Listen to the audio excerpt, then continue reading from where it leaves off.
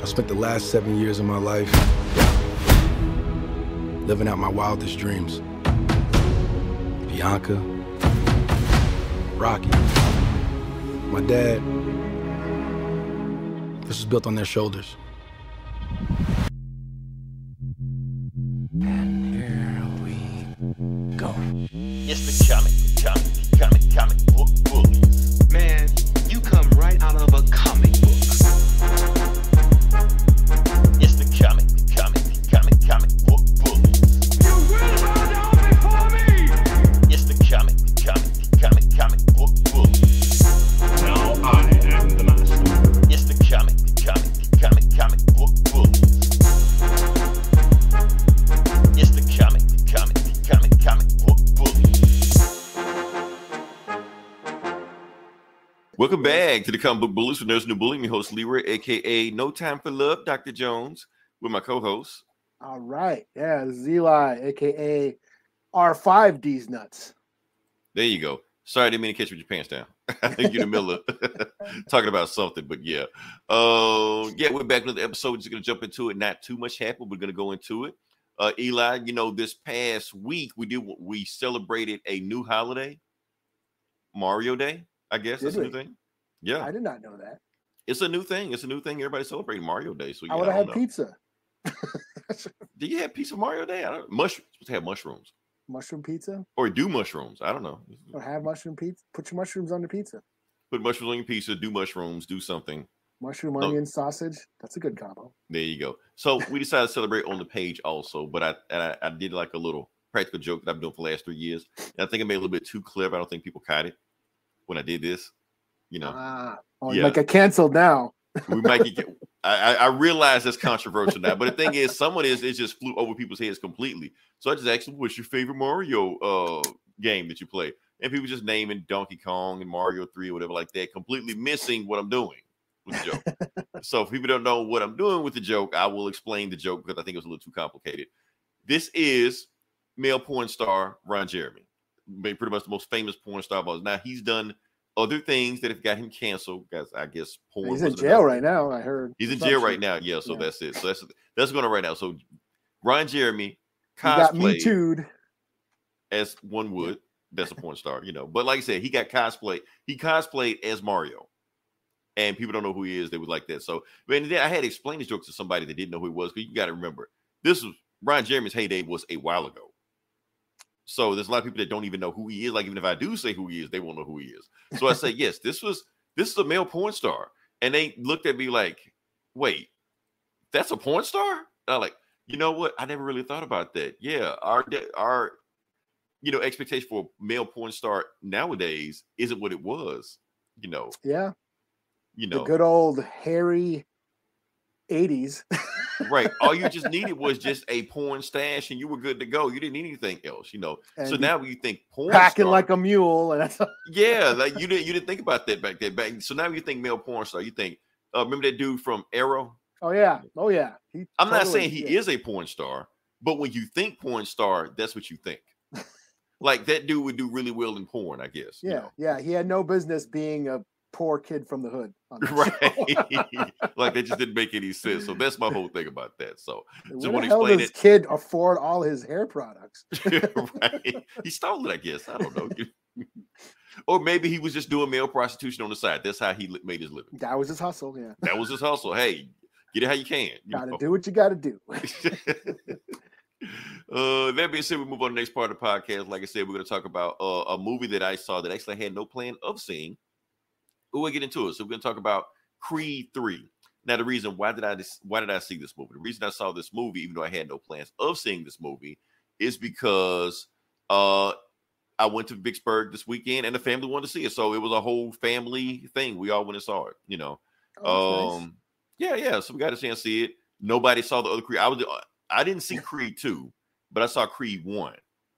And I saw one more movie than everybody else in the family saw. Nobody saw the first Creed? Like they didn't see the first Creed. They was just like, or if they did see it, did they think they were going to go see the band or something? Probably, I guess. They just saw Michael B. Jordan. Let's go see and Michael B. Jordan. Oh. Ain't no crazy thing about it. The movie theater was packed. Keep in mind, it's Vicksburg, so it's like 30 seats, but still. But it was packed. That's the thing about it. So I expected to, stretch out again, especially the second weekend stuff. But yeah, it was sold out. We went in there, packed seat. We got energy from the crowd, things like that. So I thought it was pretty good. What do I think about this movie? Okay, main thing I want to think about this movie is two ways I want to critique this movie. One way as a movie on its own, and another way as a movie in the Rocky franchise. Because I think there's two ways to determine this movie. As far as just a movie, it was a crowd pleaser. Like I said, Michael B. Jordan and Jonathan Majors played well off each other, as the foils, the hero villain type thing like that. Everything else about the movie, I felt like wasn't bad, but I felt like it was paint by numbers, like standard, like it got the job done. That's all. Because the thing is now, and that's why I got to compare it to the other Rocky movies. Because of the Rocky movies, I always felt like, now this may be a controversial opinion, but I'm gonna say it because I've seen every Rocky movie multiple times. It's one of my favorite franchises of all time. It's up there with Star Wars, Fast and the Furious. It's up there, But the thing I wanted to say is the Rocky movies, the main thing about the Rocky movies is the drama. The drama is the main thing about the Rocky movies. The acting, the characters, that's the main thing about the Rocky movie. By the time you actually get to the fight of the Rocky movie, that's actually probably the least important thing of those movies. Now, I'm not saying like the knockouts and who won, yes, that's important, but actually in the middle of the fights, the action between the fights, it's cool, but you're really bought in for everything that happens to that point. You remember the characters, you remember the name of the characters, you remember the relationship with the characters, you remember the quotes in this movie. This isn't that. This is paint by numbers. This is almost, TV level drama. And it kind of flip-flops. So where you don't care about the fights too much in the Rocky movies, in this movie, the fights are the selling point. Like this, I'm not going to say this is the best fight in the Rocky series. I'm not saying that. But I will say this. It's the most visually interesting fights in the Rocky universe. I'll put it like that. Because all the Rocky movies up until all this point, even the other Creed movies, what they were trying to do is just recreate a real boxing match in the movie. So basically exactly how they filmed the boxing match in that, they were trying to do. They weren't doing that here. Again, this is Michael B. Jordan's first movie. And I will say this, he took some stylistic choices with this. So he wasn't just like, I'm going to just crank this shit out and just be like, no, he was trying to, be a visionary, an auteur in some sense. Express himself visually. Yeah, I was like, okay, he has some style about himself what he was doing. Because the thing I noticed about this movie is that I heard that he was influenced by anime. And you can see it. Yeah, you can see it in there. I thought they were gonna just stop and just power up on each other. His power level has grown since last time we fought. I thought he was gonna say like that, but it's very realistic choices he did that when he was doing it. So when he did, let me see if I can find a picture of it. I find a picture. Yeah, okay. Like this scene right here. This scene happens in the movie, like halfway. It's exactly like every other anime ever made. They did that. Didn't they do that? Was it Rocky 2? Didn't him and Creed Rocky knock each other out at the same time? Yeah, double knockout, and then they had race to get up. Right, and one had to get up and one lay down. Yeah, but it's the way it was framed. It was framed like it was an anime scene, or even this scene right here. This scene was directly at it. I thought Jonathan Majors was going to punch through his gut on the other side of it. Yeah, I thought like his back was gonna like extrude behind him and shit like that. And it was like the close up of the X-ray of bones. I thought it was gonna be like, I was like, are they doing Mortal Kombat or some shit in this movie? And it's just like every other anime ever. Like I said, so he's taking very stylistic choice, but it's even beyond that. Like this is just the obvious stuff I'm noticing. It's other stuff like when he's fighting and as he's getting beat and he's like looking at the guy's rib cage, that like the action slows down. And it doesn't like he doesn't just say it, but you just see him looking at the rib cage, like I see an opening. Yeah, like Naruto, like every episode is one blow, and then thinking about where he's gonna punch the next. And that's what it is. Like in an anime, they would just stop and just talk about it. I see his opening, all this stuff like that. He doesn't say it. There's a flashback to his training and shit. It's a half hour. Now I they just do got to that. hit that one pressure point. Ah! And that's exactly what happens. He just like once he sees it, and then he goes for it, he just unloads him like that. Oh, like okay, yeah, this is all anime right here. I'm just saying what he's doing right now. But it's funny how you said when they was fighting, and they flashback to their childhoods like that. They do that. They do exactly that. Like in the third round when they're fighting, and both of them, and it's weird. Like not only do they do that, the music change when they do that. So it started getting more somber, and all of a sudden in the ring, when it was like millions of people or 1,000 people in the crowd, all of a sudden nobody's in the crowd, nobody's there. It's just them as children fighting each other, and then the ring like turns into a cage because they were caged as children. I'm like, oh, it's symbolism, metaphors while they're fighting each other. I'm like, okay, I see the cinematic expression you're doing right here. He's trying to make cinema with this. I see that, So I got to give him his props on that. So the action scenes, they stand out. You remember them. You remember the punches. Even when the punches happen, the crowd was going like, ooh, ow, ooh. Like the crowd was into the action on this movie. So I really like that. But like I said, the other parts, like I said, the movie wasn't bad. It was just the plot is very, very, very predictable. The plot is like the first 5 minutes of the movie, where it's going to go. But I do like it that Jonathan Majors is such a great actor that anytime he's on scene, you feel uncomfortable. You don't know what he's going to do. Is he going to be nice? This the part where he flips out?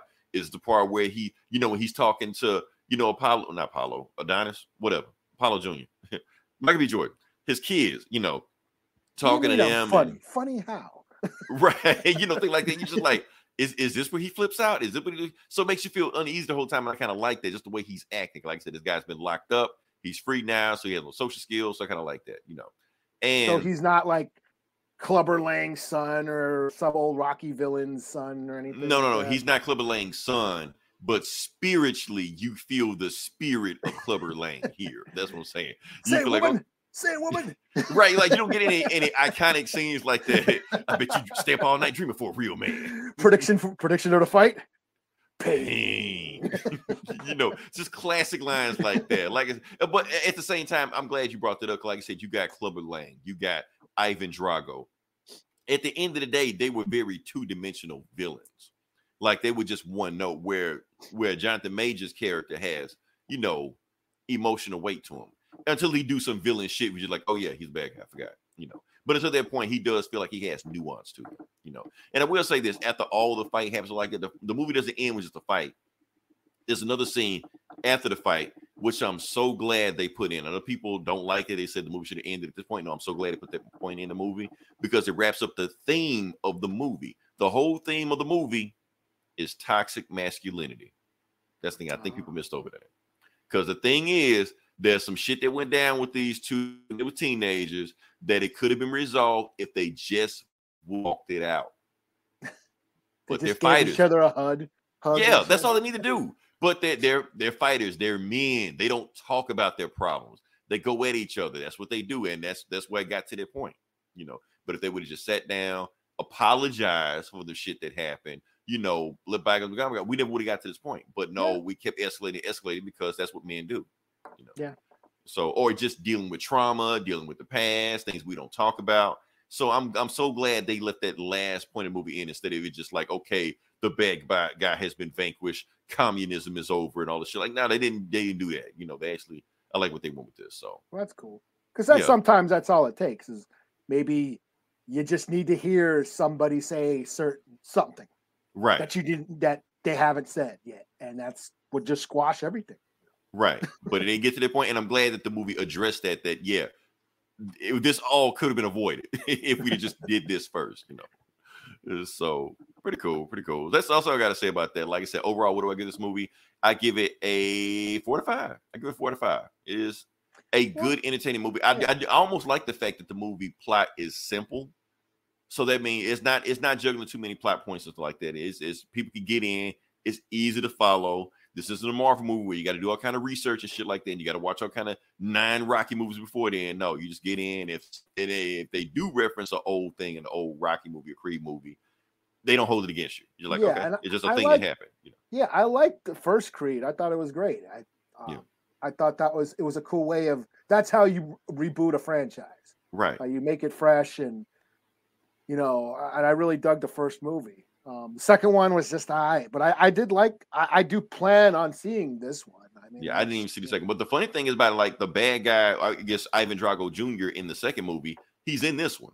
Okay. And him and Creed are just buddy. They're just friends, you know. Okay, and it's just funny. Like, okay, I thought you were the bad guy, but like, he's not the bad guy. Well, that's what happened in the original Rockies. I mean, Rocky and Apollo became friends. Apollo started training him and shit. Right.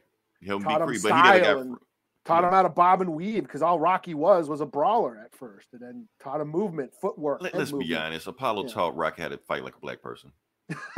And I'm not even making it up. I mean, Mickey says it. Oh, you train him in that jungle style, that jungle music. I'm like, come on, y'all not hearing this? That's never here nor there. But that's that. Those are fundamentals of like boxers, and I don't know. I mean, it could have came from Ali of bobbing and weaving, and you know, head movement, some kind of rhythm. You got to, you know, footwork, style, pacing, footwork and shit. It's all. It is 1-2. Like even their punches are named after numbers. You know? Right. So yeah, but yeah, Rocky was just a brawler. It was Apollo who taught him how to beat Clubber Lang. Right. And then he, even after Apollo died, Apollo's trainers still train Rocky, like for the Drago fight. And wasn't he around for like the other movies too? Like they trained him in Balboa. Yeah. So. Like, oh, I do want to say this because this is a very, very important thing also about this movie. Sylvester Stallone's not in it at all, not even referenced. Who? Yeah, Sylvester Stallone, Rocky. Oh, Rocky's not in it. Okay, he's not in it, right, at all. And not only he's not in it, Sylvester Stallone has been shitting on this movie to anybody that will listen within earshot. Okay, I didn't. Was he? He was in the. Was he in the? I can't even remember. That's how I only saw the last movie once. Yeah, he was in the last one. He pretty much said he would not be in the third one because I guess it's some kind of legal rights with it that somehow Sylvester Stallone has actually no control or input on these movies. He don't own Rocky at all, not even like a percentage of it. But he put out like during the lockdown, during 2020, he put out that Drago cut, the director's cut, which is complete. It's a complete. I don't know if you've seen it. It's a completely different movie. Like it's like the robot isn't in it. Like none of the comedy shit's in it. I don't even think his kid is in it. Yeah. Yeah. It's like, it's just all focused around Creed or Apollo for like most of the movie. So when he dies, it's like more emotionally impactful and shit. And it's a whole different movie. If you haven't seen that, the new Rocky, is it Rocky versus Drago? Rocky versus Drago, or whatever. And they said it's only 3 minutes longer than the original cut, but they said they changed so much stuff about it. Yeah, it's not in order. It's completely not in the same order. Like it starts out with Apollo seeing Drago fight, like watching footage of him fighting and shit. Yeah, because that's one here. It's more Drago in this one. Yeah. So that's interesting. I have not seen it. I think it's out somewhere. The Drago fight? The Drago cut? Yeah, the Drago cut. I bought it on. I bought it on Vudu. It was on Vudu. I got it. So okay. But yeah, it's a completely different movie. So I got to check that out. And I love Rocky 4, even though I feel like it had some goofy points to it. And I think Rocky did go. So if they try to make it more, more realistic and have more stakes to it, I think it's something like none of the comedy shit's in it. Like the robot. Remember that robot that Paulie gets for his has birthday? sex with? Yeah. There's no robot in the Drago cut or whatever. Fleshlight before fleshlight. Yeah, that's all I got to say about that. So yeah, I recommend this movie. If you have reservations because Sylvester Stallone is not in this movie, I'll be honest with you. Even though I've seen every Rocky movie and Sylvester Stallone is Rocky and he is this process, personally, I did not miss him in this movie. I didn't feel like there was something missing. I feel like, okay, this is Adonis Creed's story. Let him tell his story. And honestly, I feel like Sylvester Stallone would have been in it. I think he would have like overshadowed the story they were trying to tell. That's me. Yeah, I mean, it is Creed's story now. Yeah. And that's what I liked about the first one is it picked up where Rocky, but basically it was like the passing of the torch. Rocky to Creed. And I thought it worked. I loved that. I was like one of my favorite movies. It gave me chills and shit. Yeah, I mean, as far as like in the franchise, Creed is the first one is up there for me. Like it's very high on that list for me. Yeah, it's better than most of the Rocky sequels. It's better than most of them, yeah.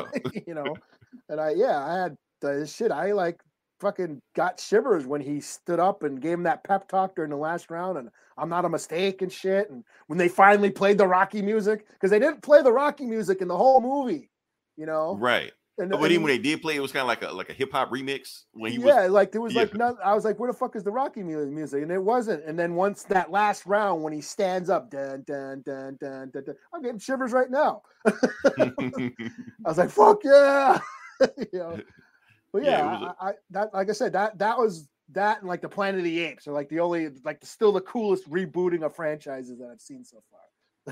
And I'm still trying to figure, was Planet Ace, was it a prequel or a reboot? Like, are they still trying to like tie it into the other stuff? Yeah, it does. It is. Okay. It's totally a reboot, but it ties into the original movies. Like it all talks about the ape flu and the astronauts that took off. It's all referenced, and the rising of Caesar and shit. It's all in there. It totally ties to the old movies. Nice. Okay.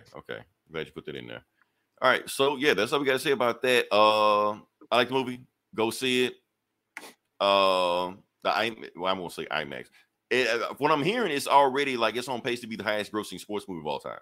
That's what I'm hearing. Like not just Rocky, like any movie. A sports movie.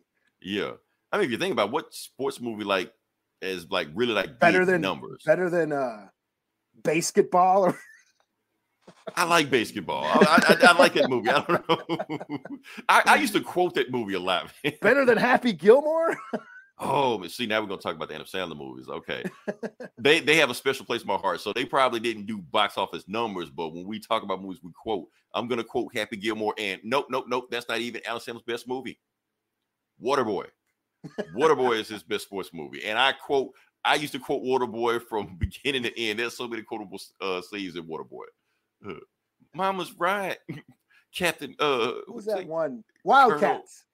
Wildcats with Goldie Hawn and little Wesley Snipes was in it. Woody Harrelson was in it too, right? Woody Harrelson and Bubba Gump. What's his name? Bubba Gump. He played Michael T. Harris Williamson. I think. Williamson, yeah. He's in it. Yeah, that's one of my favorites. Wildcats. Okay. Waterboy is mine, so yes. Okay. Honestly, I'm not even counting the Rocky movies. I feel like it's cheating putting the Rocky movies in there because they, like I said, as far as sports, they're like near and dear to my heart, So, but yeah, where are we going next? I don't know what we're gonna talk about next. What is this? I don't know what is this. Oh, you're up next. Am I? Yeah. Mando. We're talking Mando. We're talking Mando. I almost started to talk about The Last of Us because the season finale just ended tonight, but we're not gonna do that. We're gonna talk about. Oh, Mando. you didn't? Did you watch it yet? Hell yeah, I watched it. Oh, is it cool? Yeah. Okay. I may talk about it. Talk about Mando. I may talk about The Last of Us very, very, very, very briefly. Just I haven't seen any of them. Everyone. I was like, fuck it. I missed it. Okay. It was a big ass joint, and everybody smoked it on me. So it's cool. I'll briefly just but we on Mando. We on Mando's dick right now. Mando episode 2 dropped. It was cool. I enjoyed it. Yeah. Oh, and then the Mythosaur. We got to see the Mythosaur. Remember last week I was just saying it was stupid that they made the Mythosaur extinct? Yeah. Well, now they're no longer extinct. That big water monster that dragged Mando down into the water, that was a Mythosaur. Oh, that's what that was. Okay, yeah. I just thought it was a with the tusks. Okay. That's that skull that they got that they used to hunt back in the day as a rite of passage and shit. Well, looks like there's one surviving.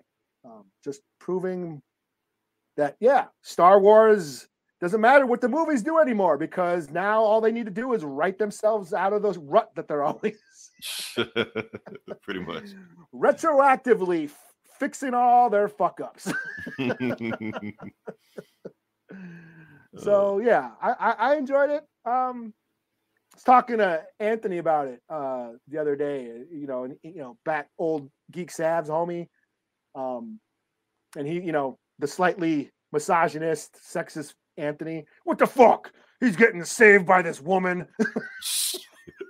Oh shit! He's not on the MCU shit, is he? Yeah. Okay. Like, what the fuck? This baby's got to save him and shit. Like, I thought that was funny. So.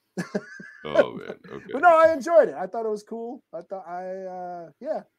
like you said, it's pretty much the one thing that the one Star Wars things that everyone seems to like. Yeah, that everybody agrees on. We like. There's no there's no division. There's no division on Mando. We like it. That's it. Yeah, it's got everything: space battles, action, lightsabers. Pirates. Yeah. He's got they made a dark saber. They made a lightsaber for the Mandos. So yeah, it had everything.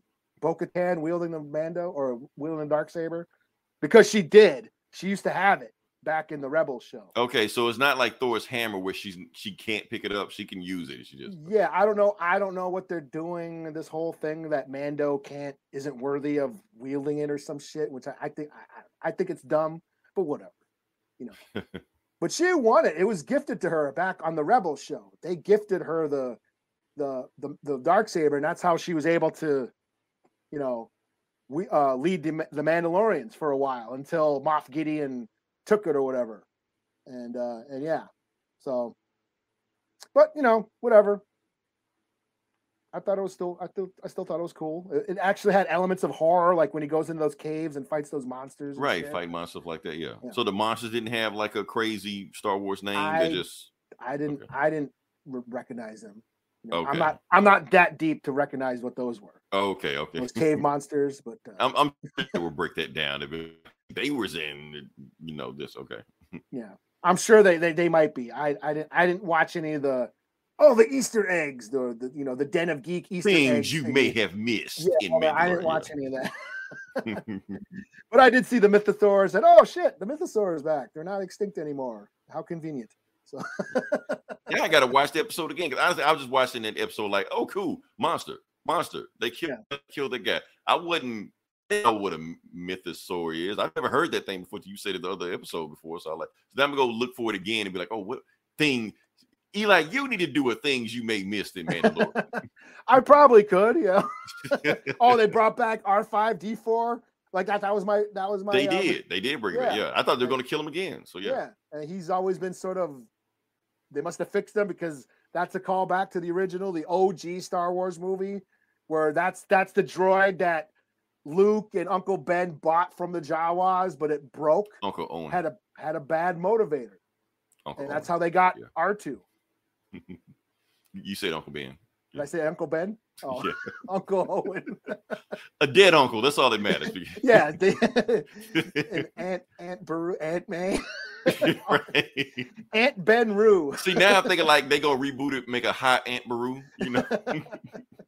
Alexander Daddario just show up in a nightgown or some shit. But yeah. There was a comic book where I think the droid was like that R5 was actually force sensitive or whatever, and recognized R2, and that's why it fucked himself up. So R2 would end up with Luke or something. It was some stupid one-shot comic, Probably not even yeah. I thought there were rules in place for that, but like I said, it's Star Wars. They do what they want. So yeah. So all right, can I talk briefly about The Last of Us? Sure. It was awesome. I mean, so like I said, look. Here's the thing. Like I love The Last of Us. I love it, but the thing is, it's so close to the video game. Like like the last episode was the last mission in the video game. Like it was just that, So everybody is being shocked now is the way I was shocked 10 years ago. So that's why I'm just like, I'll catch up with this show when I get to, and I watch and be like, oh, there's some shit I already played. Okay, cool. So I don't feel like I'm as invested in the show as everybody else is, because I did play that game and I played the hell out of the game, and everything is everybody's shocked about is the same stuff I was shocked about a decade ago. So yeah, I did see some scenes that wrecked that. Oh, I remember this from the game. I mean, they're taking dialogue, they're taking, and I will say this: it is fun watching them recreate those scenes with the same dialogue, with the same settings, playing out the same things, stuff like that. Although my game plays a little bit differently, where Pedro Pascal just using like a 9mm pistol shooting people. I had a flamethrower, I had the codes. Exactly. I had one before I walked in. I knew there was a secret room in the back there. Go get the flamethrower, kill some zombies, stuff like that. Boom. So, maybe it should be me playing the game. I wouldn't do that in the game, Joe. But yeah, that's me. But yeah, awesome. Watch it. It is hands down easily the best video game adaptation ever made. It's not even close. So I know people used to debate about that. Mortal Kombat Sonic, whatever like that. No, it's Last of Us, everything else. So yeah, which makes me more pissed off about that damn Uncharted movie. I saw that piece of shit movie again. I'm like, let's not get there. Let's go past that. What are we on now? Now we can both talk about. Well, okay. Hopefully we can talk about it. I don't know. We're gonna talk about Teenage Mutant Ninja Turtles. Eli, did you know they have a new movie coming out this year? I saw the trailer. You saw the trailer. And did you see the shit show that followed the trailer? No, I did not. Is there a shit show? It's always a shit show. Yes, it's always a shit show. Like I said, the thing is, I'm gonna just get down to the nitty gritty of it. What are they mad about? They're mad about Black April, of course. Oh, I didn't even notice that. It was a teaser. Like I didn't even watch. I watched it once, probably on my phone. That's what I did. I honestly, I didn't even watch the whole thing. I just saw, Ninja Turtles movie, Seth Rogen, skip, and that was it. That's all I saw from there. But of course, everybody else got upset, triggered, all stuff like that. Because not only is April black, she's body positive. So there's 2 checks. So yeah. So like I said, no, April ruined everybody's April O'Neil porn and shit. Exactly. Exactly. Give me back my April, Well, in the original comics, April didn't have red hair. April was like, she kind of had fuzzy. Well, that was the 80s. She had a perm, which in the 80s, everybody had a perm. She was a little bit more thick. We thought, me and my brother thought she kind of looked Puerto Rican. So, well, let's go to it. That's what we're going to talk about. So we're going to talk about, before we get there, we do want to talk about how April is black now. But the thing is, this is not the first time April's black. She was black in an old TV show from 2012, I think, or something. It may have been even before then. She was black in that show. But just like what you said, Eli, let's look at the picture. Okay. Yeah. Does she look like a white woman in that picture? Well, yeah, in color, when they colored it, because originally that wasn't in color. And that's that. But let's go to black and white. So this is the segment we're doing right now.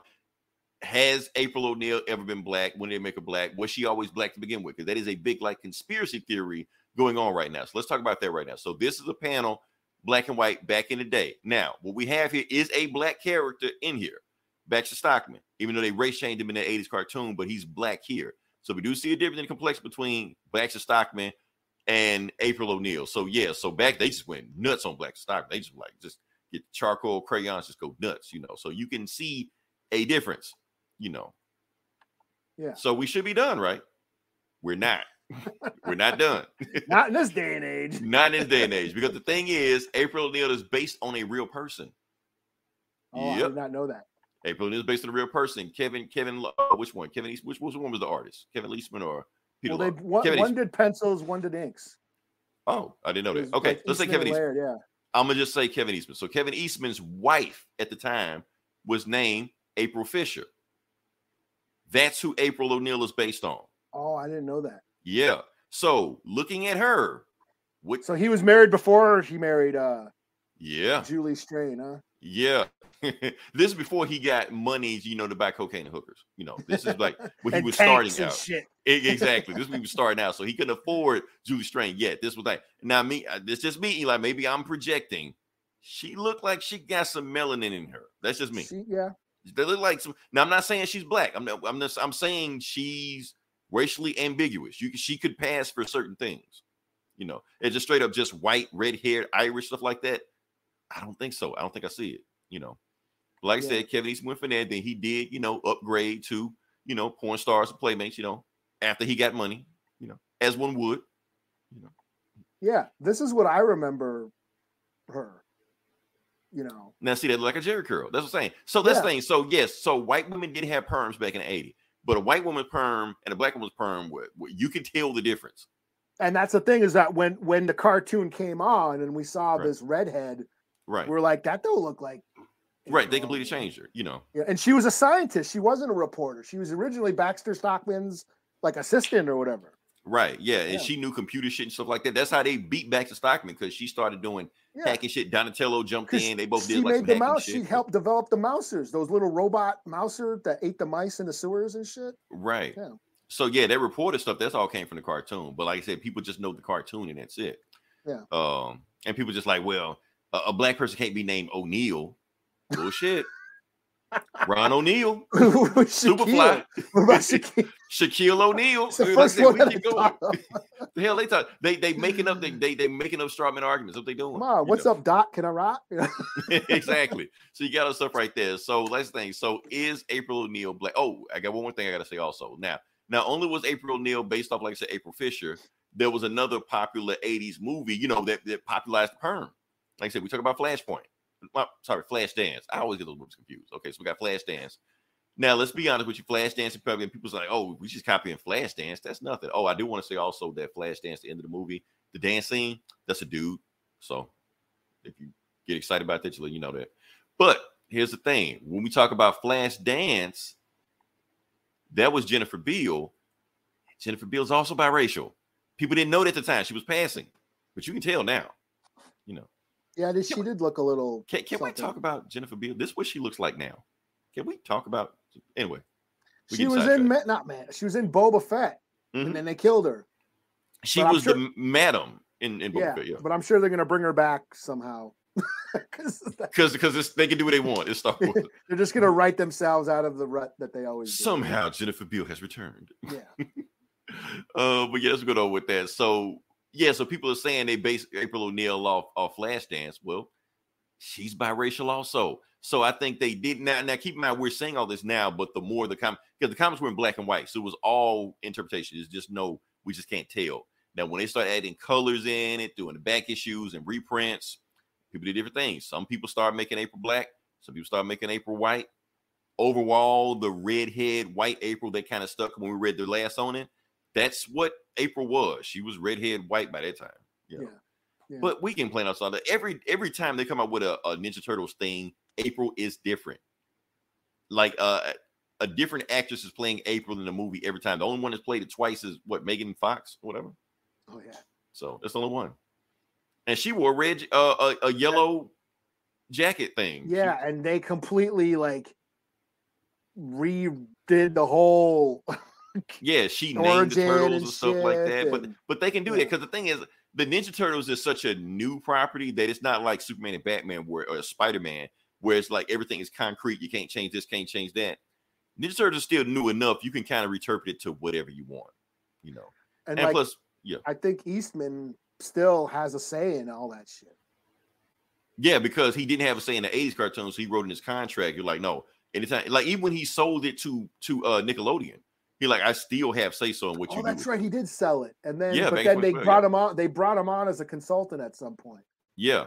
So they sold it and got rid of it. So in Paramount, they all make the movies like that. But the main thing we need to understand, for all the people that are getting upset about whatever they're doing with the Turtles, they're not making the movies for us. They're making the movies for 10-year-olds. They're trying to get new people to get these movies. So yeah, so if you get mad because some shit didn't happen in 1985 the way you thought it was, they're not making for motherfuckers that watched this shit back in 1985. Yeah, because I remember I remember everybody bitching about that Nickelodeon show where they were all skinny and shit, and it was like CGI, and they're all skinny and didn't look like anything like any design before, and everyone bitched about it. But that show was great. And you know what? Kids love that show. Yeah, like my kid, like it was very popular. Kids love that show. Yeah, so we complain about it. She was into it. Yeah, she got into it. There's an episode where they first try pizza. It's great. Right. And then they had another show after that one where they had like superpowers and shit. You know, it took some getting used to, but I was there's like, so many of them. There's so many incarnations. They just do whatever they want. Yeah. You know, that's the thing. So. But but once it comes, that's the thing is people. Once it comes to the movies, that's the real shit. That's what people. That's canon, you know. That's for the hardcore fan, and that's how it always is. You know, movies are usually the watered down, dumbed down version of something cool because you're selling it to the masses. You know. Yeah, it's got to be marketed and homogenized, and run on some basic level that people can understand. Right. So, and we've seen this happen because the first Ninja Turtle movie, like the one from the 1990, that movie was awesome. You know? Yeah. And that stuck really close to the comic too. Yeah, because the thing was they couldn't use the cartoon to take an adaptation from. So they could only use the comic. Yeah. So that's what they did. But the thing was, when it came out back then, people were complaining, "Oh, it's too violent, it's too much swearing." They're like, "Yeah, it's supposed to be. Yeah, it's too dark, too gritty." Yeah. Like, yeah, that's the Ninja Turtles. You know? So then they started doing Vanilla Ice in the second movie and other bullshit. The third, they're movie. not even using their weapons in the second movie. Right? They're like slapping people, like in the back. Using like Michelangelo's using pepperoni sticks with his first. Yeah, because they didn't want them to use their weapons in there. Like, yeah. Like I can't watch this shit, you know. In my mind, the second one and third one, they don't exist. They're non-canon. They so that should be like when I went in there and saw Vanilla Ice in there, I was like, why am I here? What if you look at how they massacred my boys, my turtles? But see, I can complain about that then because I was a teenager. You know, yeah. I mean, I saw the comics before the cartoon. When I first saw the cartoon, I'm like, what the fuck is this shit? Right. But you know what? Kevin Eastman did not give a fuck because he was doing too much cocaine at the time, banging too many hookers. He was like, look. But it was for kids. Like I was 14. So I was like, I had already heard of the comics, 14, 15. So I was a little bit too old for the cartoon, but my little brothers and nephews, they got into it. So I'm like, okay, cool. And then, my brother had already read a bunch of the comics. Yeah. Because I had never heard of the comics at the time I saw the cartoon, and I heard there were comics out there. So like, let me go research the shit. Read the comics. I'm like, whoa, this is way different from the cartoon. Yeah. And I was like, they got Ninja Turtle toy. And I bought Ninja Turtle toys just because. That's, I'm just going to buy them because they're pretty cool. Yeah. I mean, but what you going to do? You can't, and you get mad at Kevin Eastman like, okay, are you going to sell your soul and make kitty cartoons and shit like that? But if you do in exchange, you get to bang Julie Strain. I mean, rest in peace, Julie Strain. Yeah. Right. So you got to make a decision. But yeah. All right. So like I said, we let's move on to the next part of the podcast. I think we've hit all our major points. Okay. Like I said, this is Comic Book Bullies, where we talk about comic books, and we're just going to jump into it. Then let's go first. I think you got some good ones this week. Do I? Hopefully. It was a lot of shit that came out this week. I didn't read everything, but and some of the shit you read, I actually wanted to know about. Yeah. Okay. Well, I guess I'll since I already got this image up, well, shit. I'll just do this X-23. That's the one I was deciding, should I get this X-23? So glad you picked it up. Maybe you should have, because you probably know the lore, the X lore more than I don't know the X-23 lore. Me neither. I mean, I know of her. I'm aware of her. I know she's a thing that exists. That's about it. Yes, I'm aware of her as a concept. Right. Yeah. But this is her. Since it's a book, I forget. It's got a different title. Deadly Regenesis. Because I think there was a Deadly Genesis book that was Wolverine, like OG Wolverine. I think. Oh, okay. Yeah. So I did not know that. I was not aware of that. Symbolism, all that. But yeah. But basically, she's on her own. She's in Minneapolis. You can see her. She's in Minneapolis. She's walking across the Stone Arch Bridge. I was going to say, does any of that look familiar? Okay. Yes, that's why I took this snapshot. She's walking across the Stone Arch Bridge, which is in Minneapolis. So whoever wrote this or is drawing it, they either been here or Googled something. So she's trying to, Laura, X-23, the clone of Wolverine, kind of sort of his daughter. She is like trying to, I guess soul searching. She's on her own, trying to find a purpose in her life. And she's talking about how she was basically developed to be a weapon, an assassin, a killer. And she's kind of trying to run away from that past and, trying to do good. Never thought of herself as a hero, but then she comes across a building that's on fire. She goes in and saves a bunch of people, saves some people. Of course, she gets all burned up, and then she heals. She comes out all burning up and on fire, but she heals. She can heal. This, of course, gets the attention of the media. This girl ran into this burning building and rescued some people. So now she's a hero. Name. Yeah. So now who's this girl who ran into the burning building and rescued people? What the fuck was her name? An enemy. A villain. I can't remember her name. When she fought before? I think so. She's like, oh, there she is.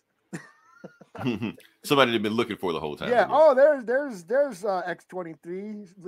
She did something. She took off, or she's in Minneapolis. Hey, Haymaker or whatever. Some dude. some another villain that they're developing. He's like some enhanced MMA fighter named Haymaker. They go find X-23. He's like, all right, and then to be continued. That's all it is. Pretty straightforward shit. I art was pretty cool. Your basic, Wolverine, kind of like the Wolverine motif. Am I an animal or am I human? That's what she's searching for her humanity. Right. What is her true nature? Yeah. She's been bred to kill, and now she wants to bury that past and find her humanity. I'm trying to figure out what this chick's name is, though.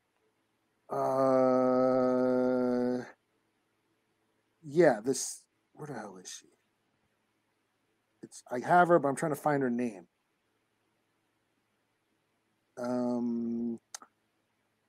Where do they name her? I know they named her Kimura. Kimura? Does that ring any bells? I think so. Here, I'll pull up this chick. No? Yes? No? Maybe so? Maybe? She's like, yeah, basically tracking her. This chick named Kimura is tracking her. And yeah. They find footage of her in Minneapolis rescuing people from a fire. So they're like, hey, this dude named Haymaker, go get her. And that's where, and he's an enhanced MMA fighter. It shows footage of him like MMA fighting in a cage, like cage fighting and shit. So he can kick ass, and he goes, and I guess he's gonna go find her and fight her. So cool. I thought it was pretty cool, I don't know if I'm going to continue it or I might just wait for it to show up on Marvel. But I mean, let me ask you: is she still in Minneapolis? I think so. Yeah. Okay, so she didn't like haul ass out of there. I guess. Yeah, she doesn't know anybody's after her. Yeah. Okay, so I guess the whole book is going to take place there then. I guess. Maybe, yeah, maybe. Pretty cool. We'll see how the week. Like I bought it just because it seemed like a slow week. There wasn't much that I was into, so I was like, I'll check it out. It was kind of like a spur of the moment. I'll give it a whirl. It's a #1. I'll drop in real quick. Yeah, because why are they calling it X-23 again? I thought but I guess it don't matter. It's whatever. Honey Badger, or no, that's the other clone. The other clone. Yeah. Yeah, Gabby or whatever. Yeah. She didn't show up in this book? No. It's all Laura. She'll show up. She'll be there eventually. Mm-hmm. We like Honey Badger right here. Okay. So I'll give it a 3 out of 5. It was pretty cool.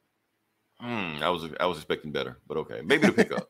Maybe to pick up from there. I mean, it's not bad. It's just, the art's solid. I mean, it's I didn't dislike it.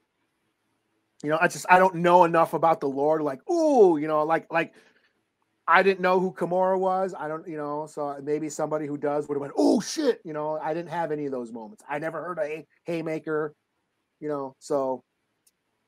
Nothing really connect with it. So I feel you on that. So maybe it was something from that Tom Taylor run that he wrote, Maybe. I guess. So anyway, speaking of Tom Taylor. Oh shit. I did read this. Did you? Mm-hmm. Nice. Okay. So yes, this is a Tom Taylor book. This is Adventures of Superman, John Kent. So everybody that's upset about, not upset, but they're happy that the John Kent book got canceled. Guess what? They relaunched it. It's back again.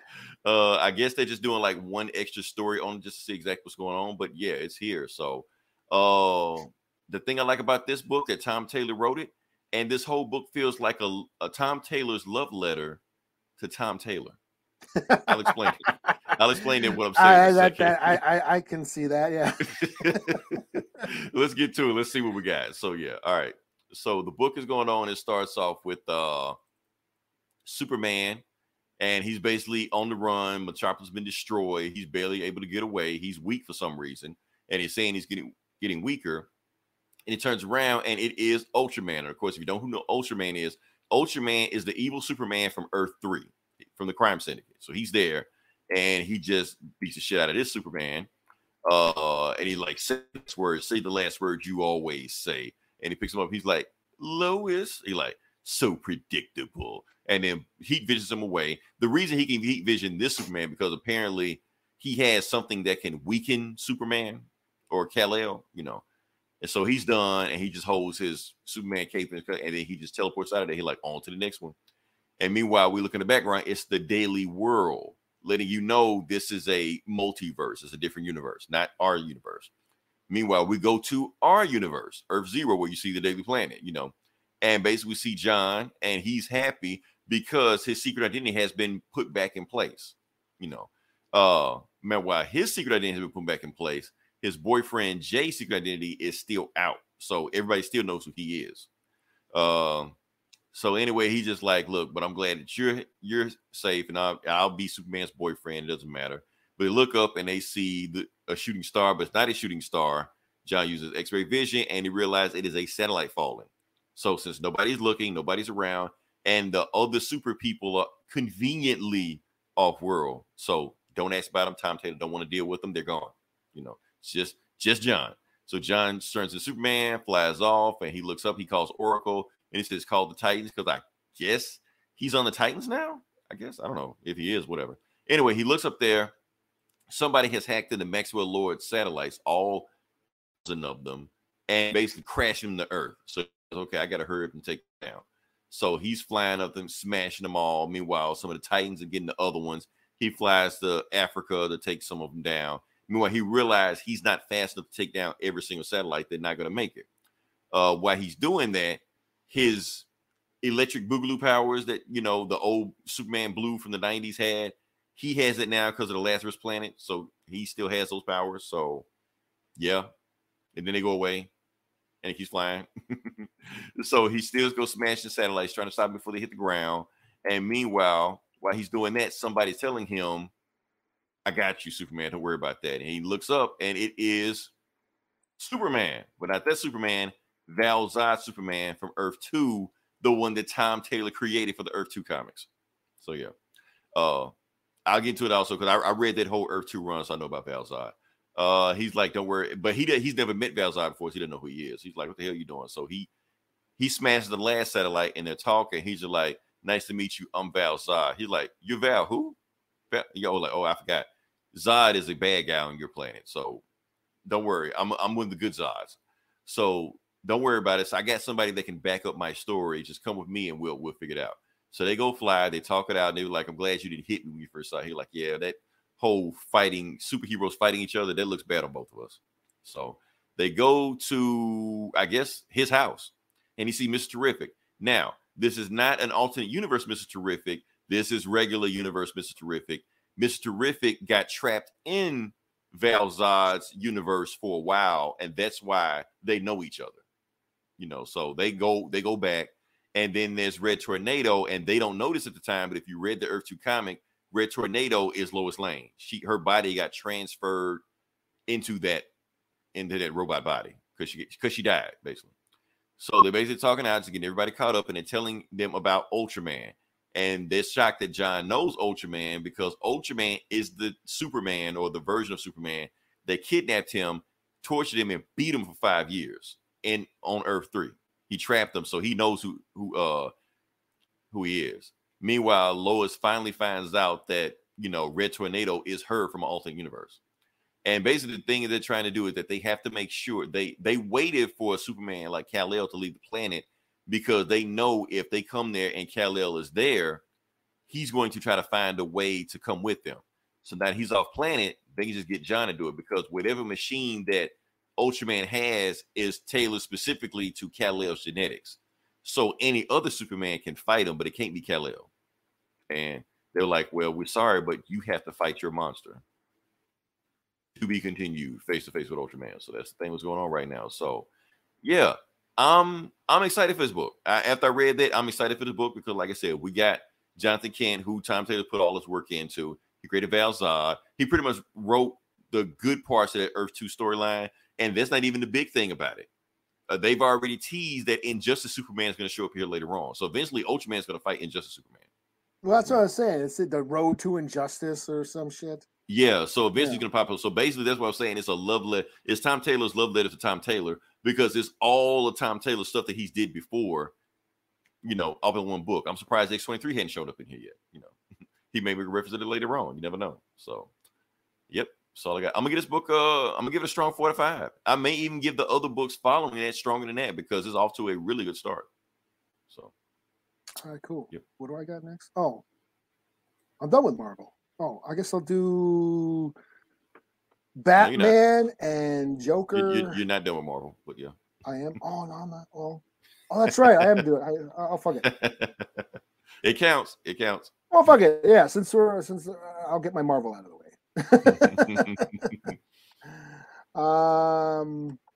This will be Predator, the new Predator arc, number 1. So did they put it under that new imprint yet? That Fox 20th Century, whatever. Did they? I don't know. I don't know if they did. Now that I think about it, I think Planet of the Apes will be the first one to do it with. Marvel. It still says Marvel. Okay. Because I think when Planet of the Apes come out, from then on, like Predator and Alien, they're going to be under the 20th century, whatever. Well, this kind of goes hard. It has a parental advisory on it. This is definitely not for kids. There's a lot of hard gore and violence in this. Which that's what I'm saying. I'm thinking when they go to that new imprint, like the gloves are coming off. Yeah. So it'll be like Max or something. Yeah. Yeah. So as you can see, we see a Predator chopping a guy in half, and in all bloody gory glory, all gory glory. So this is the new arc. Basically, it's kind of like that movie, the Predator or Predators, the one where they're all in the forest, like the remake or whatever. Oh, that one. Yeah. Not the Arnold's one, but the one with like Adrian Brody and all those guys. It's kind of like that. A bunch of like mercenaries and soldiers and badasses are like find themselves in some forest. They're being chased by predators. It's just a long. This whole issue is just a long chase action scene. Bunch of them are getting killed in very gory ways. They're getting heads ripped off and ripped apart and shit. Predators are just picking them off. There's a scene where like the crates fall from the sky, just like in that movie, and they go and get them, and then they get attacked by those predator dogs. And yeah, it's just like, and then there's a little exposition where they're like, "Hey, where are you from? Oh, I'm a soldier in this army. I'm a soldier from that army. Blah blah blah blah blah." They're all over, telling kind of where they are. But then here's the kicker: they're all from different times.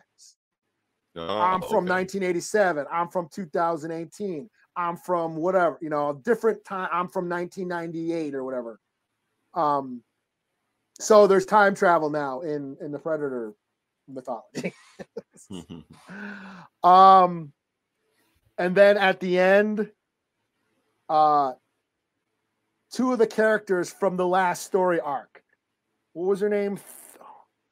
Theta or whatever.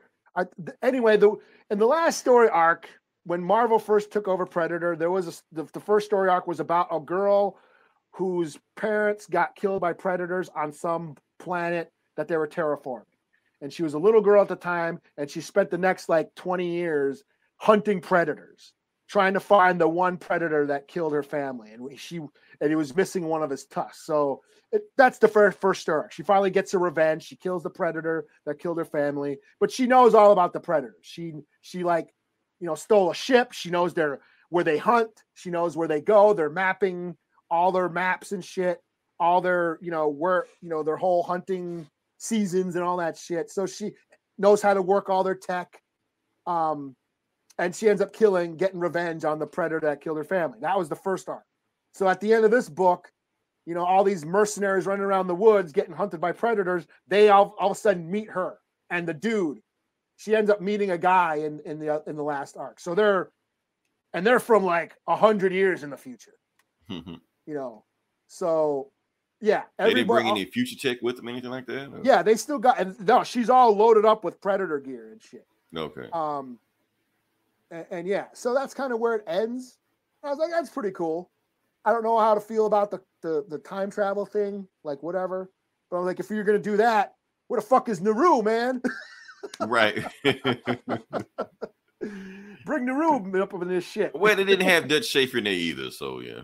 Danny Glover's not in there. So yeah, and I was a little disappointed because Enoch Nakai, he's another native character that was a reoccurring.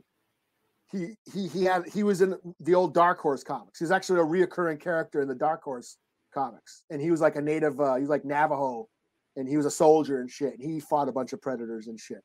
So I was a little like, oh, it would be cool if they. I was hoping that Marvel would bring him back because he's still, in my opinion, one of the coolest native comic characters ever. So I was hoping they would bring him back, but so far, no. But, this is pretty fun. It's just a solid, action movie or action comic referencing a shitty Predator movie.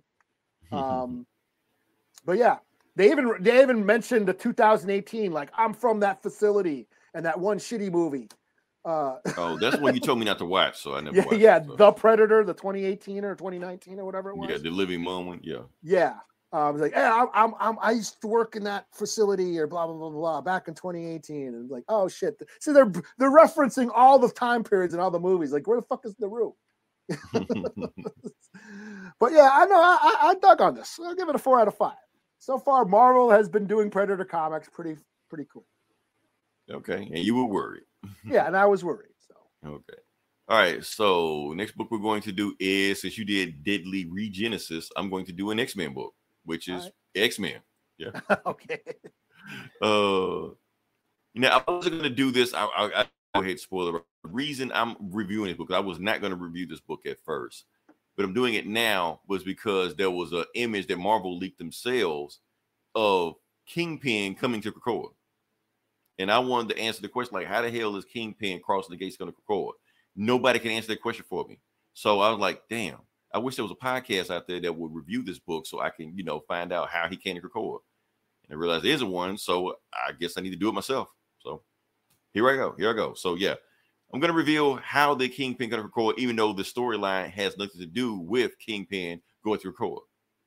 It's about the Brood. So yeah, it's about the Brood. Oh, okay. Yeah, it's a Brood book.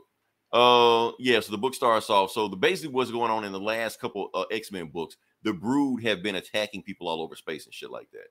But the thing is, the leader of the Brood lives in Krakoa, and he basically already said, "Don't worry, the Brood is under my control. So what I can do is let me know what y'all want them to do, and I'll get control of the Brood." So he was the Brood to the X-Men.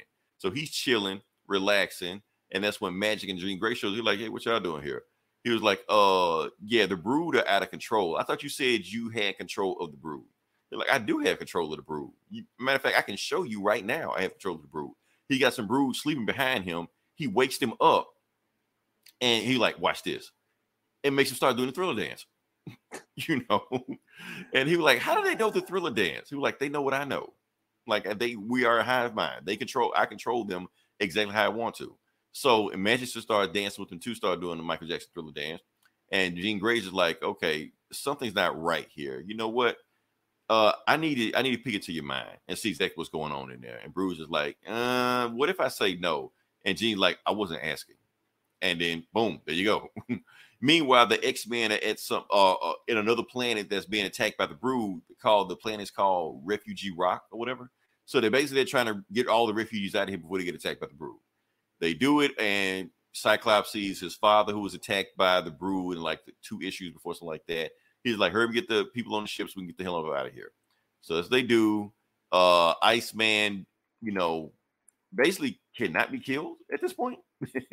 All they do is just piss him off, and he turns one of them into ice, like from the inside out. And while they get out of here, Iceman just makes like a huge wall. He's like, everybody's got to here. Don't worry about me, just go. And they were like, don't worry, we'll come back for you. And when they get ready to come back for him, they turn around, and he's like a miniature Ant-Man sized Iceman. And he's like, don't worry, shrinkage happened to everybody. I'll grow when we get more moisture. So, and that's the thing. So the X-Men hightail it out of there, and they get all these refugees on the ship, and they just like, we just got to get out of here before we crash, whatever. Meanwhile, Forge don't care.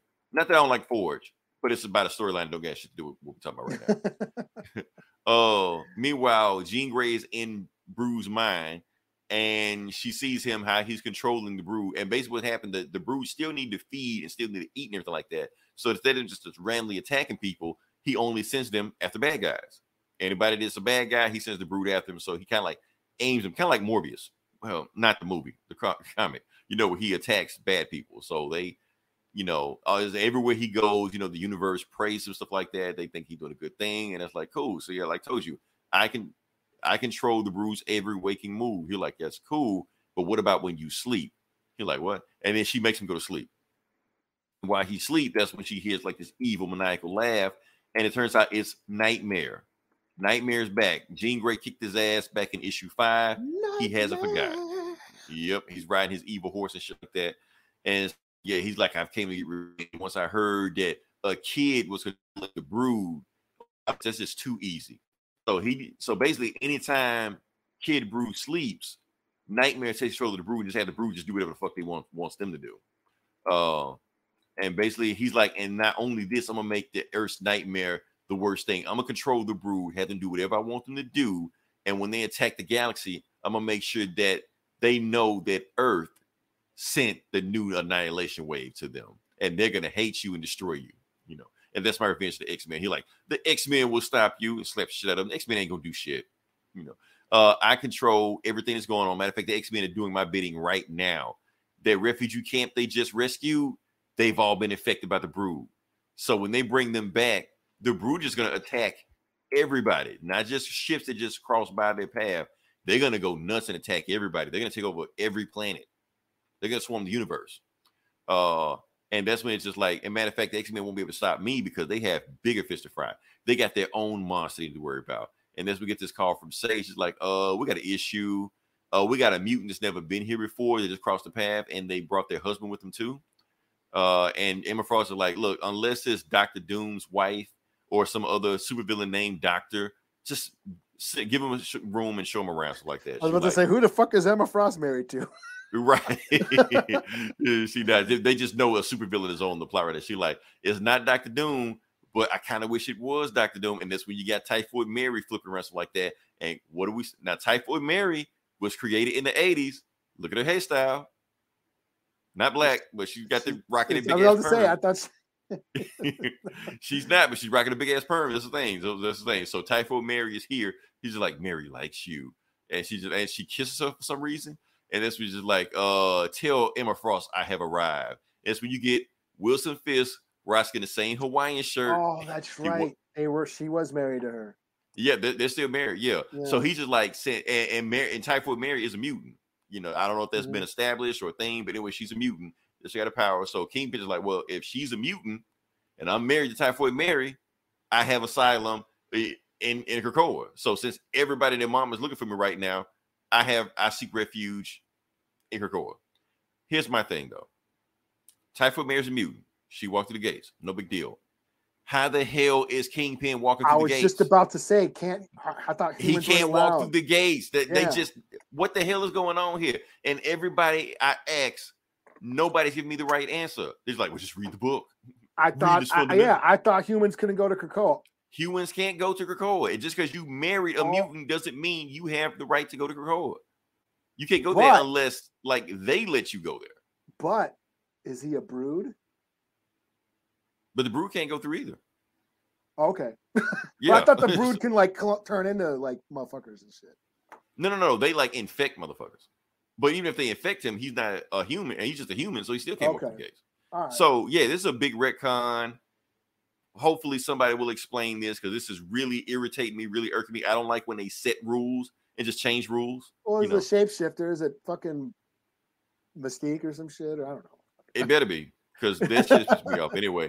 And Emma Frost finds out the Kingpin is in Krakoa. She's like, fuck my lives. The end. So, and then they show Kingpin's reward that he has on his head right now. He got a $250,000 reward on his head right now from Interpol. They knew I can catch him. So, That's my thing. So yeah, so the Or whole is it reason something? Is it gonna be something stupid like he bought some mutant DNA from Reed or some shit and injected or something? I hope like Mr. Sinister or some shit. Something, yeah, like he bought something from somebody. Like I really hope they explain it because they just let him just walk. Because that's the whole point of her core. You just can't walk through the gate. It's just because like you even I know marry a that. mutant. I'm not into the X-Men, but even I know that. Yeah, like Typhoid Mary can walk through, but he can't walk through. But they better explain that shit. I don't know. Maybe I'm getting too upset about it. Maybe nobody else cares, but I'm getting upset. Bullshit. Fuck this book. You know, like, I really am like, fuck this book. You set the rule and you just change the rules. So yeah. This is the Hail Hydra of the 2020s. Cap the saying most Hail controversial Hydra. X-Men book of Secret Empire or whatever the fuck. Oh man. All right. So what else you got? Batman and the Joker. Deadly Duo number 5. Okay. Let's see. Art and writer. Writing and art by Mark Silvestri. Okay. So that's the big selling point. The art is dope. The writing's all right. Like a 90s image comic, but yeah. Yeah, it definitely getting a lot of 90s vibes as far as the writing. But Mark Silvestri, he's one of my favorite artists, so I was like, that's the selling point. And here's a pic here, and here's just a scene of Batgirl beating the fuck out of the Joker, just cause. Because of the shit he did, right? Yeah. So this is a Black Label book, so it's not in continuity. It's just a standalone Elseworlds story of Batman. Basically, someone has been cloning these mutant Joker zombie things, and they're running around Gotham killing motherfuckers and leaving Joker DNA. Joker's been like, yo, I didn't do this shit. So basically, Joker teams up with Batman, hence the Deadly Duo. Batman has to work with the Joker. Right, not the dynamic duo, the Deadly Duo. The Deadly Duo. So that's what Joker wants to clear his name, and he needs Batman's help. So they're trying to figure out who the hell is cloning these mutant zombie Joker things. It starts out there was a wedding that the Joker blew up, and Batman tried to save a bunch of people died and shit. So he's remembering that shit. But the guy who the wedding or whatever, he was like a scientist who was doing a bunch of DNA cloning, splicing, sci-fi shit. There's a big, huge word exposition dump of him explaining. It was really boring. Him explaining all the sci-fi jargon shit that got boring after a while. But basically, this guy was doing like cloning, experimenting shit. But now he's dead. He's dead now. He died in this wedding.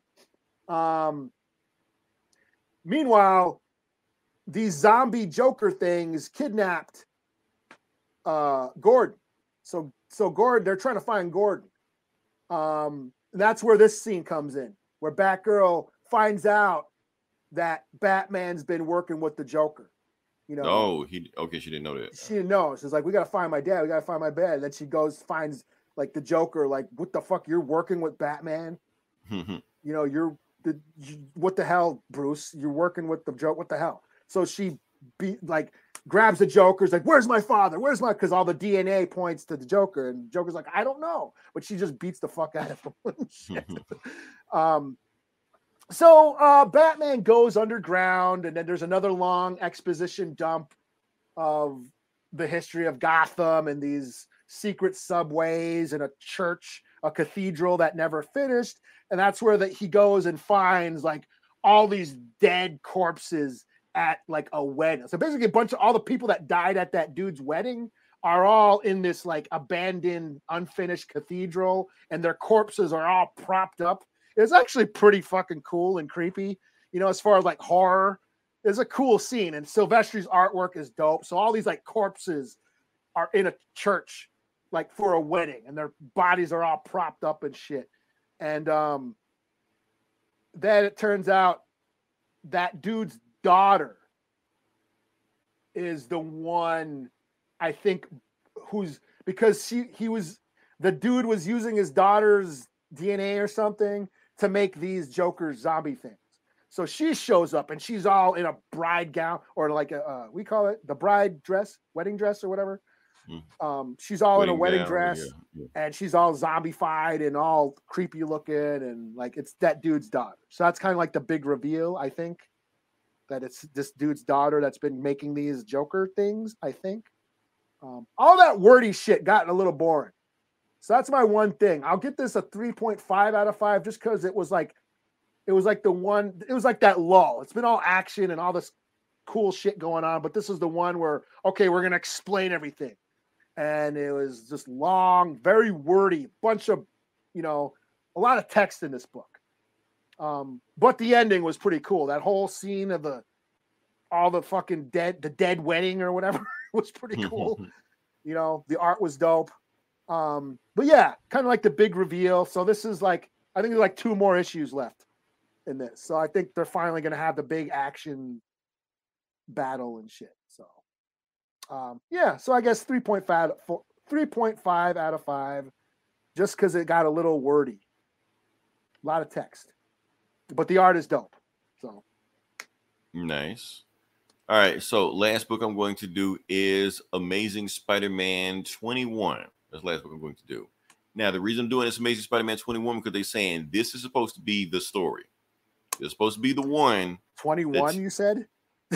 Yeah, it took them that long, like 2 years to get to 2 years the to story. do this. The story, right? The thing they hinted at the very first issue about why everybody hates Spider-Man and why does Mary Jane have kids like that. This is supposed to explain it. It doesn't, but they're saying it's supposed to be a story that sets it up for that. So yeah, good job to you for waiting that long. I'd forgotten about it. When they just said it, I was just like, oh yeah, that was a thing. Let me just figure out what the hell's going on. So yeah, let's see about that. So yeah, Spider-Man and Mary Jane, what the hell is going on with them? The story that you have been waiting for. So yeah. So basically goes through actually present day. So as it gets you up with actually what's going on with Peter Parker. So if you don't know what's going on with Peter Parker, works for Norman Osborn, works for Oscorp. And he's late for work, of course, but Norman realized he's a dumbass, so he expects him to be late. Meanwhile, Mary Jane has kids and a husband and they get ready for school. And yeah, they go off their own day. I like how it parallels each other. Yeah. Meanwhile, a storm comes out of nowhere and she just like, oh no, he's back. The Scribble Man. I'm like, who?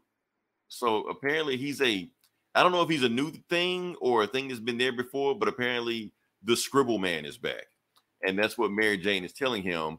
Oh no, he's back. We're in danger. And yeah, cut to 1 year earlier. So we go to Rikers Island. And that's when you got this dude. That's a Scribble Man right there. And he's got like a cult and he's killed his cult. And he's got one guy left. He's like, I will sacrifice your life to Way Up or some shit. By blood sacrifice, and he kills him. And when he kills him, that's when he hears Mary Jane and Peter talking. He's like, oh, it's them. Okay. So he just teleports to them. And apparently this shit happened back in Amazing Spider-Man 864, 34. Well, I can't read that right now, but whatever. Anyway, he blows it up and just said, like, you are the chosen ones or some shit. So he blows away the door, stuff like that. And like, one of you must die, one of you must be held with vengeance or some shit. So he smacks Peter, smacks across the room, thinks he kills him because I don't think he knows he's Spider-Man. He just knows he's just some dude in his way. Grabs Mary Jane. Before he can do anything, Spider-Man like throws a piece of the wall at him and then knocks him like, get your hands off her. Throws out of there. And then he's like, you got my spare suit? It's in the bottom drawer. Go get it. So while he falls, he just falls to the ground. That's it. And when he slams to the ground, just blows up a car and shit like that, Spider's like, oh, thank God you're okay. I was worried, And he's like, you will be sacrificed, but to the God. Up and Spider-Man webs him up. His mouth. He's like, oh, shut the hell up. Do you know what you just did? That young lady's apartment you just trashed. Her boyfriend was about to move in, and you destroyed that.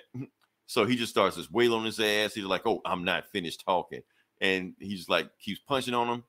And that's when he's like, okay, are you done fighting? He's like, yeah, I'm done fighting. That's it. So. But that's when he like does some weird mama jama voodoo shit to Peter, And apparently, this is a flashback to another book I didn't read with Spider-Man, to the God Way Up. And he's like, yeah. So he curses Peter, and then he goes and he said, oh, I already cursed the other one. So then Mary Jane looks at her hand, and she realized she got some weird marking on her also. And that's when they get teleported, both of them, to, I don't know, somewhere.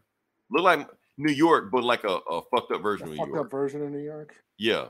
Because I see what's that, the Flatiron or some shit? Yeah. Yeah, and that may very well be like Avengers Mansion back there, or Avengers Tower back there, you know. But yeah, that's it. So basically none of the questions I had, none of the answers that I wanted got answered. So I'm back to square one. I still do not know. If anything, I'm more confused now than what I was before I bought this book. So thank you, Marvel. I don't know. I guess I figure out what's going on. I guess I stay with it because I feel like I gotta know at this point. You know, I could just wiki to some shit or just follow Gomer's podcast. I know he'll tell me.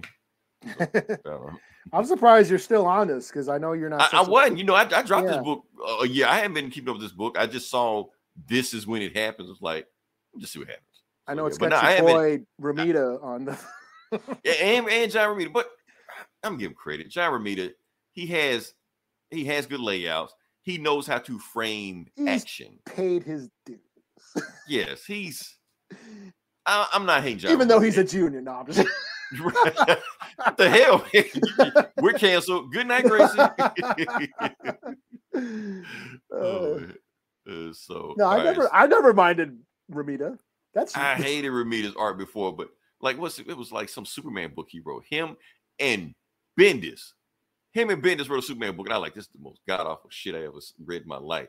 But this one, well, that's got to be pretty recent because yes, it is. Bendis it's like Superman, yeah. That's about like the last run. I was like, I can't read this. I got to drop this shit. So yeah. So it's not bad. He's doing Spider-Man. Like hell, he pretty much like was one of the first like big Spider-Man artists after like Ditko and his dad. He was like other like big one after that. But yeah. So all right. So what you got? No, I'm booked out. Wait, what? Yeah. Well, I did read the New Mutants, but I didn't know what the fuck was going on. The Lethal Legion. Yeah, it was a bunch of characters I never heard of.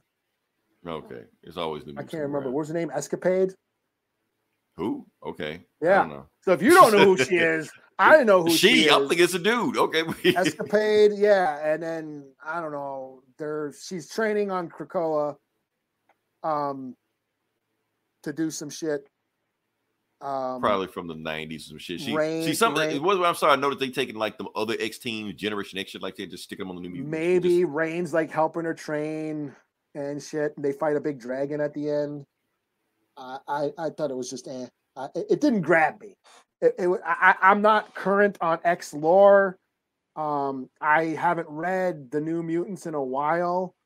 So I tried to drop as a number one. I'll try to drop in, and I didn't know what was going on. So I thought like an annual or some shit. I didn't know what it was. But no, it's like a new arc. It's like a 1 through 5. So interesting. I don't know if I don't know if it's an ongoing or whatever, but it just said 1 through 5.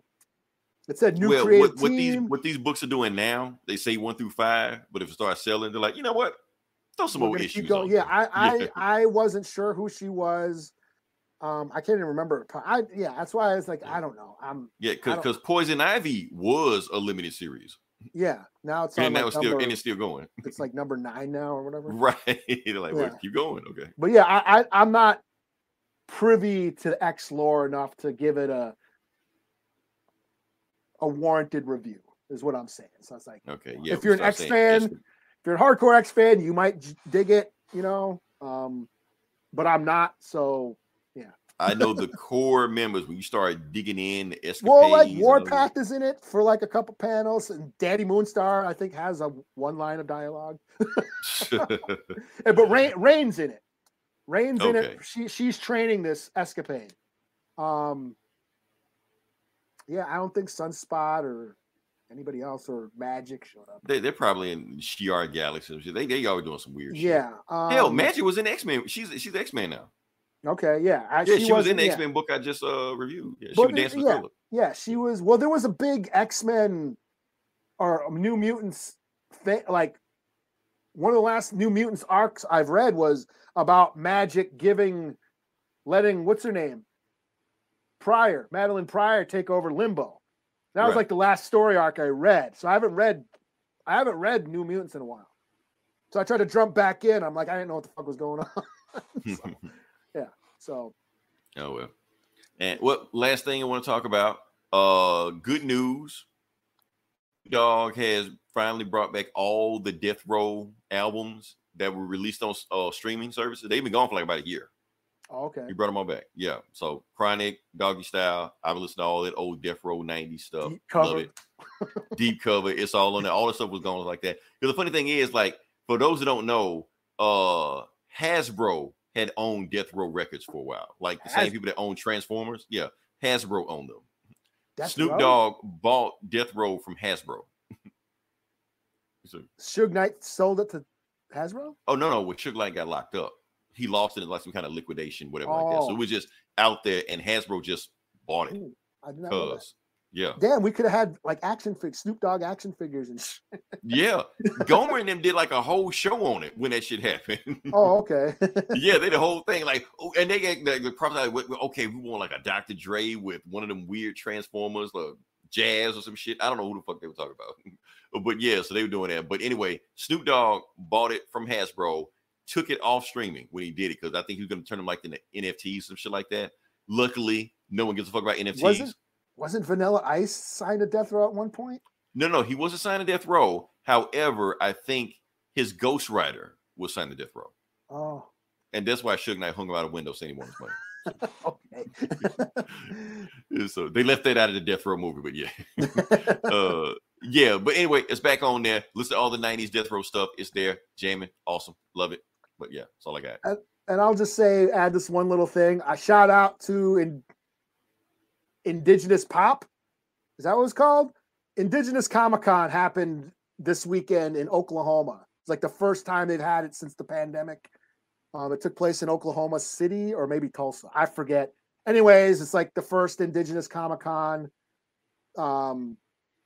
Basically, a bunch of Native artists and actors from shows like Reservation Dogs were there, and the cosplay contest. They had a screening of Prey with like the producer and shit. That was awesome. Okay.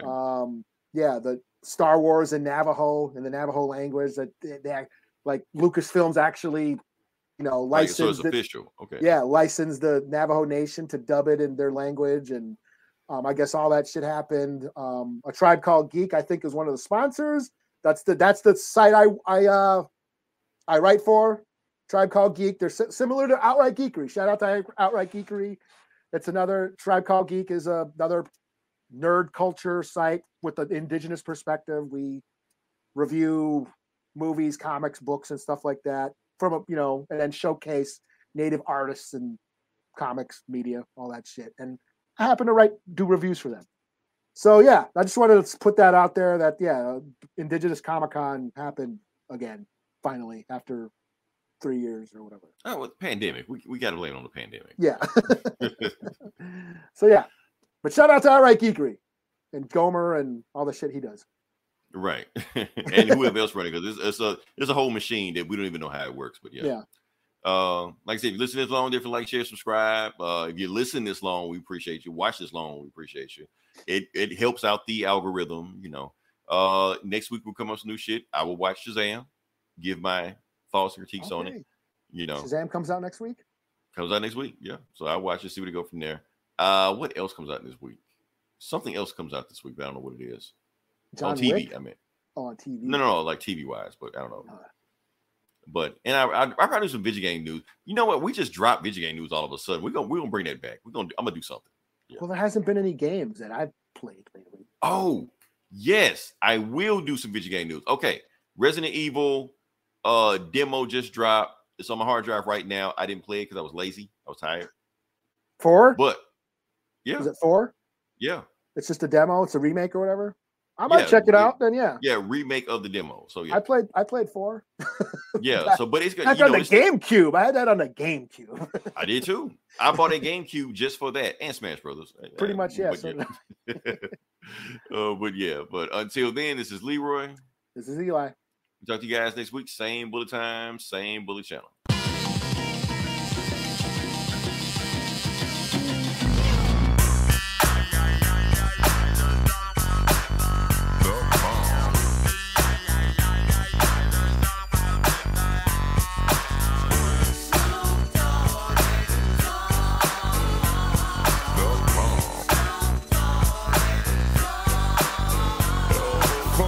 Of the sea, back to the block, Snoop Doggy Dogg, funky at the doc. Went solo on that ass, but it's still the same. Long Beach is the spot where I serve my cane. Follow me, but don't lose your grip. 9 tris ain't the years in for me to fuck up shit. So I ain't holding nothing back, and motherfucker, I got 5 on the 20 sack. It's like that, and as a matter of fact, cause I never hesitate to put a nigga on his back. Yeah, so keep out the manuscript. You see that it's a must we drop gangsta. What's my motherfucking name? Yeah.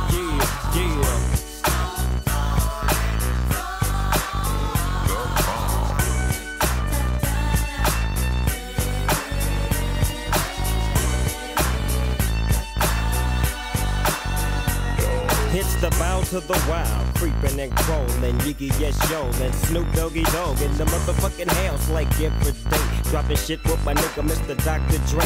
Like I said, niggas can't fuck with this. And niggas can't fuck with that shit that I drop, cause you know it don't stop. Mr. 187 on the motherfucking top. Tick-tock, now with a Glock, just some nuts in the cock. Robbing motherfuckers, then I kill them blood cops. And I step through the fog and I creep through the smog, cause I'm Snoop Doggy, Doggy, Doggy. Oh.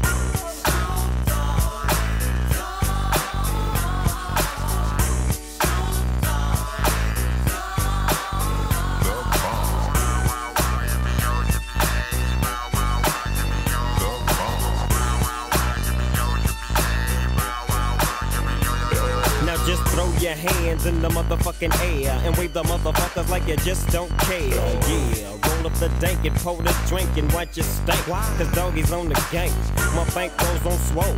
My shit's on hit legit, now I'm on parole. Stroll with the dog pound right behind me and up in your bitch is where you might find me playing that G thing. She want the nigga with the biggest nuts, and guess what? He is I and I am him. Slim with the tilted brim. What's my motherfucking name?